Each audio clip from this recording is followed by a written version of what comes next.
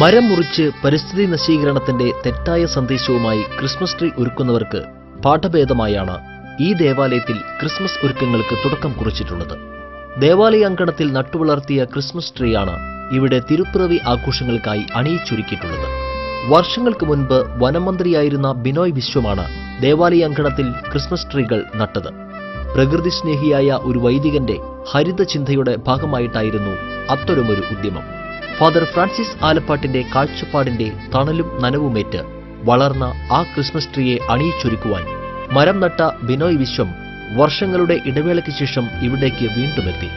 മരം മുറിക്കുന്നവരെ തിരുത്തിക്കൊണ്ട് മരം നട്ടുനനച്ച് ക്രിസ്മസ് ആഘോഷിക്കാനുള്ള സന്ദേശത്തിന്റെ ഭാഗമായി മാറാനായതിന്റെ സന്തോഷം ബിനോയ് വിശ്വം പങ്കുവച്ചു. ക്രിസ്മസ് ആഘോഷങ്ങളുടെ ഭാഗമായി പ്രകൃതിയുമായി ബന്ധപ്പെട്ട ഒരു മഹാസന്ദേശം മുൻവയ്ക്കാൻ, ലോകത്തിനാകത്തിന്റെ ബാധകമായ സന്ദേശം മുൻവയ്ക്കാൻ തുടക്കം കുറിക്കുന്ന തൃശ്ശൂരിലെ ക്രിസ്തുരാജ ദേവാലയത്തിലെ ഫാദർ ആലപ്പാട്ടിനോടും പള്ളി കമ്മിറ്റിയിലെ സുഹൃത്തുക്കളോടുമെല്ലാം ഞാൻ നമുക്കെല്ലാവർക്കുമുള്ള സ്നേഹവും നമ്മുടെ പിന്തുണയും അറിയിക്കുന്നു.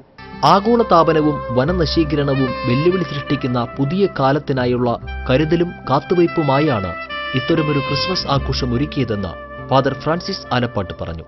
ക്രിസ്മസിന് വേണ്ടി മരങ്ങൾ മുറിച്ച് ക്രിസ്മസ് ട്രീ തയ്യാറാക്കാതെ മരങ്ങൾ നട്ട് വളർത്തി 2-3 വർഷം കഴിയുമ്പോൾ അതിനെ ക്രിസ്മസ് ട്രീ ആക്കി മാറ്റാൻ നമുക്ക് സാധിക്കും. അതിൻ്റെ ഉത്തമ ഉദാഹരണങ്ങളാണ് ഈ 2 മരങ്ങൾ. ക്രിസ്മസ് ട്രീ എന്ന് തന്നെയാണ് ഇവരുടെ പേര്. അറക്വേറിയ സ്പീഷീസിൽപ്പെട്ട 2 മരങ്ങളാണ്.